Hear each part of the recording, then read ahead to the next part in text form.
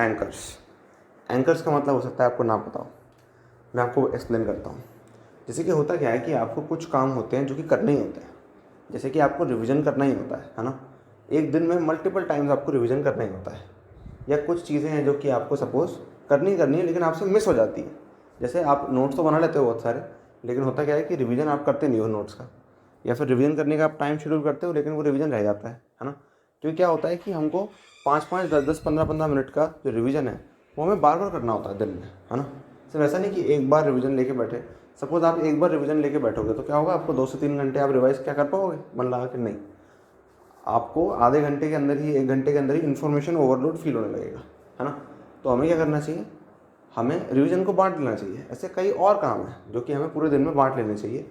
उसको 5-5, 10-10, 15-15 मिनट ऐसे में करना चाहिए, है ना। जैसे कोई काम ऐसा है जो कि 40 मिनट का है, लेकिन उसको 40 मिनट एक साथ बैठ के करोगे तो हो सकता है वो इतना ज़्यादा इफेक्टिव ना हो। कुछ काम होते हैं ऐसे जो कि अगर आप बैठ के करते हो अलग से तो ज़्यादा इफेक्टिव होते हैं। लेकिन कुछ काम होते हैं स्पेशली वो जिनमें इन्फॉर्मेशन ओवरलोड हो, जो कि आप अगर डिस्ट्रीब्यूट होकर करो तो ज़्यादा अच्छा है। जैसे कि 40 मिनट उसको एक बार बैठ के करने से अच्छा रहता है कई बार उसे आप 5 इंटरवल्स में करोगे 8-8 मिनट के, है ना। या 8 इंटरवल्स में करोगे 5-5 मिनट के, ये हो सकता है ज़्यादा बेटर हो। तो अगर आप ऐसा करते हो तो आपको इसको अपने दिन में शेड्यूल में लगाना होगा। तो होता क्या है कि 5-5 मिनट की चीज़ें अगर हम अपने शेड्यूल में लगाते हैं तो फिर बड़ा टफ हो जाता है ना। क्योंकि 5-5 मिनट कैसे कैलकुलेट करें, 10-10 मिनट कैसे कैलकुलेट करें। लेकिन चीज़ तो तभी वर्क करेगी, बेटर तरह से वर्क करेगी अगर हम उसको 5-5, 10-10 मिनट में करते हैं तो, है ना। तो इसे एक्चुअली इम्प्लीमेंटेशन में कैसे लाएं, तो इसके लिए होते हैं एंकर्स, है ना।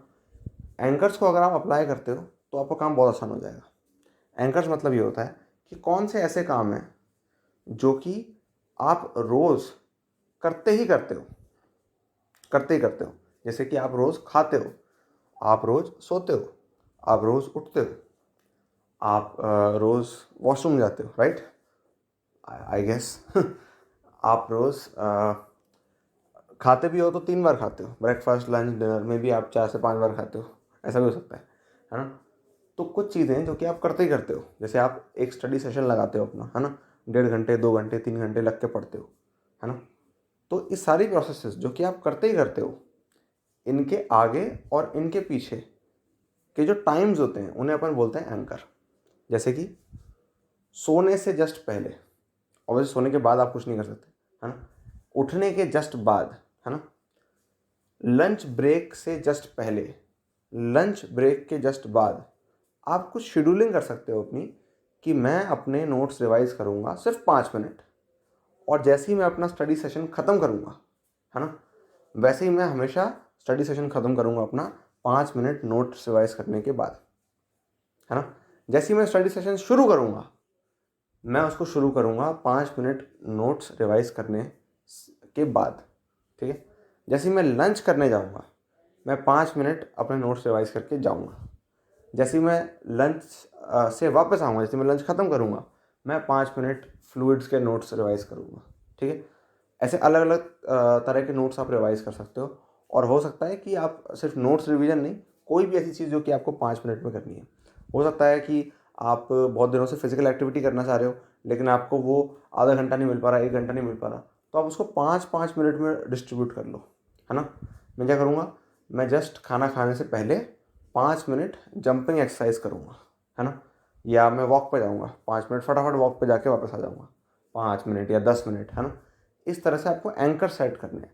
तो क्या होता है कि उन चीज़ों का इम्प्लीमेंटेशन आसान हो जाता है जो कि उन चीज़ों के आगे या पीछे लिंक होती हैं, जो कि हम रोज़ एनीवेज करते हैं। तो अगर कोई चीज़ ऐसी है जो कि रोज़ हम एनीवेज करते हैं, तो उसके आगे या पीछे हमें उन कामों को शेड्यूल कर देना चाहिए, है ना, जो कि हमें करने ही करने हैं, जिन्हें हमें मिस नहीं करना है, जो कि शॉर्ट टाइम में हो सकते हैं, 2 मिनट, 3 मिनट, 5 मिनट, 10 मिनट, इतने शॉर्ट टाइम में, है ना। तो वो काम जो कि आप अक्सर मिस कर देते हो, उन्हें यहाँ पे शेड्यूल कर दो। अब इसे आपको पेपर पेन पे ज़्यादा शेड्यूल करने की ज़रूरत नहीं है।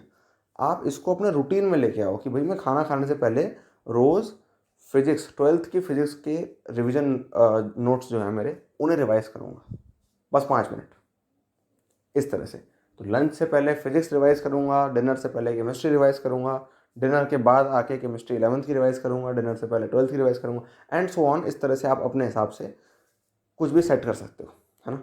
लेकिन इंपॉर्टेंट क्या है कि अगर सपोज आप ऐसे सोचते हैं कि मैं 6 से 7 करूँगा, तो मे बी आप करते, मे बी आप नहीं करते, है ना। लेकिन एक चीज़ श्योर है कि आप डिनर जरूर करोगे, है ना। डिनर तो करोगे ही, तो डिनर से जस्ट पहले कर लो, है ना। और कोई भी चीज़ है ना जो आने वाली है, जो आप करने वाले हो, जैसे आपको बुलाया किसी ने, है ना, घर पे कि डिनर करने आ जाओ, है ना। तो क्या करो, बोलो बस 5 मिनट, और तुरंत जो भी कर रहे हो उसको फटाफट क्लोज करो और 5 मिनट रिवाइज करो केमिस्ट्री 12th की। 5 मिनट, बस 5 मिनट नोट्स ऊपर ऊपर से देख लिए और फिर डिनर करने गए, है ना। अपनी आदत बना लो कि कोई भी चीज़ करनी हो, कोई भी चेंज लाना हो, है ना, अपने आप से बोलो बस 5 मिनट रुको, 5 मिनट रुको, 5 मिनट रुको, 5 मिनट रुको। 5 मिनट में क्या करूँगा, 5 मिनट में एक क्विक एक्सरसाइज कर सकता हूँ। 5 मिनट में क्या कर सकता हूँ, मैं मे बी एक क्विक ब्रेक ले रहा हूँ, आंखें बंद करके जस्ट 5 मिनट लेट जाऊँ या 5 मिनट बैठ जाऊँ, है ना। या मैं 5 मिनट कुछ रिवाइज कर रहा हूँ, या मैं 5 मिनट कुछ, तो ये जो 5-5 मिनट है ना, अगर आप इनको डेली हैबिट में बना लेते हो तो नेक्स्ट 20 डेज़ के लिए, 30 डेज़ के लिए आगे और आगे, है ना, जितना भी है आप इसको लिटरली आप इसको लाइफ हैबिट बना सकते हो, है ना। लाइफ हैबिट मतलब समझते हो क्या, मतलब कोई चीज़ जो ज़िंदगी भर आप कर सकते हो, जो कि आपको ज़िंदगी भर इफेक्टिव बनाएगी, है ना सिर्फ जे प्रिपरेशन में। और जे प्रिपरेशन जब तक करनी है, जब तक आपका जे एडवांस नहीं होता तो आपको करना ही है, ठीक है। जेई मेन से पहले भी, जेई मेन 2 से पहले भी, जितने भी जेई मेन होते हैं उससे पहले भी, और जे एडवांस से पहले भी, तो और इनफैक्ट किसी भी चीज़ से पहले, है ना, इनफैक्ट पूरा टाइम क्यों नहीं। तो इस तरह से क्या होता है कि कोई चीज़ आपको मेंटल ओवरलोड नहीं लगती, है ना, और सिंपली आप उसे कर लेते हो, है ना। और आपको आदत हो जाती है कि यार मैं डिनर करने जा रहा हूँ लेकिन मैंने 12th की केमिस्ट्री रिवाइज नहीं करी, समझ लो इस तरह से। तो इस तरह से आपको अपने एंकर्स एक बार सेट करने हैं, है ना, और उन्हें रोज़ रोज़ नहीं बदलना। एक बार सेट करो और उसको एटलीस्ट एक हफ्ते तक फॉलो करो, एटलीस्ट एक हफ्ते तक, है ना। और बेस्ट तो ये रहता है कि उसको महीनों महीनों फॉलो करो। एक एंकर शेड्यूल करो। एक एंकर मतलब पूरे एक दिन में मैं किन किन एक्टिविटीज़ से पहले क्या क्या करूँगा, ये एक बार फिक्स कर लो, मैं ये करूँगा, और महीने भर तक उसे कंटिन्यू रखो, 1 महीने 2 महीने जितना रख सकते हो, ठीक है।